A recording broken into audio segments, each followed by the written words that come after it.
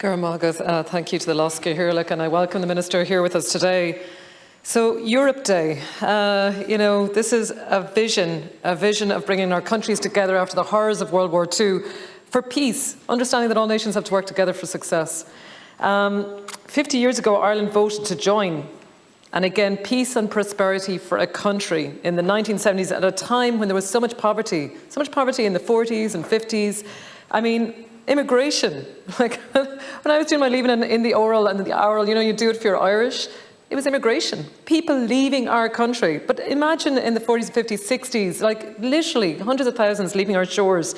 And we were told the best and brightest were leaving. And yes, we have an important diaspora, but now we have something to offer at home. And that is what the European Union, I suppose, has brought for us here in Ireland. We have people in Ireland that are world class, people who shine in every walk of life, be it arts and culture, enterprise, researchers, agriculture. Our people are there at the top. Ireland has taken its place amongst the nations. But that is thanks to some incredible representatives that we've had in Ireland over the decades. Now we have Mairead McGuinness, Vice President of the European Parliament, now in a highly influential role as European Commissioner for Financial Stability, Financial Services and the Capital Markets Union. But this union is also about peace, and we've seen that in Northern Ireland, what we've achieved there. We even had a quote there that was highlighted over Europe Day, where John Hume stated that the European Union is the best example in the history of the world of conflict resolution. So it showed how countries could come together and work together for peace. But it also shows how countries will stand up and protect what we have here, which is a democracy. We are fighting at all stages for a democracy. Here in Ireland, we know what we have. But we look to the likes of the Ukraine and we see how they are suffering. And we see that it is everyone's fight to fight for democracy today and every day, and not for it to be taken for granted. I know that it is always someone with a vision.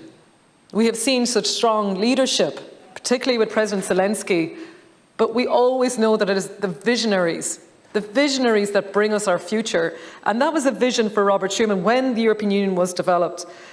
It was about looking at the ruins of Europe coming out of World War II and how we could develop an economy that would bring prosperity to all nations, to people all across Europe.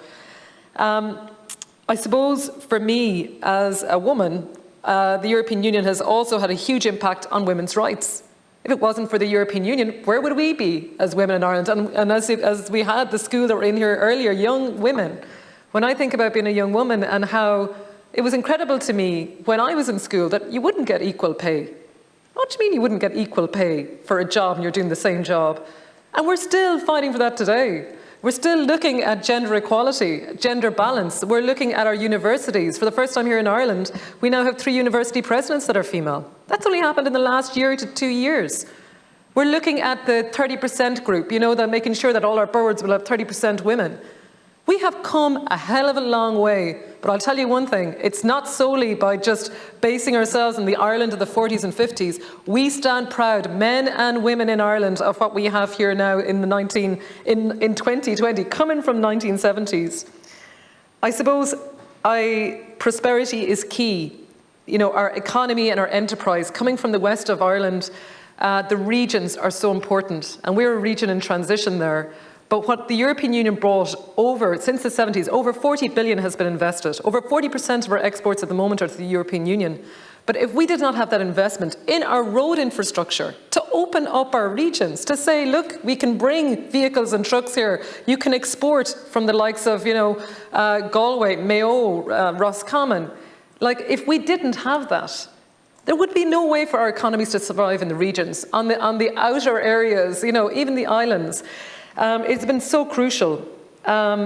Minister, one of the other areas that I've loved, particularly because for me the European Union has meant everything for me as a European Union citizen growing up. I've had the opportunity to do Erasmus when I was in college.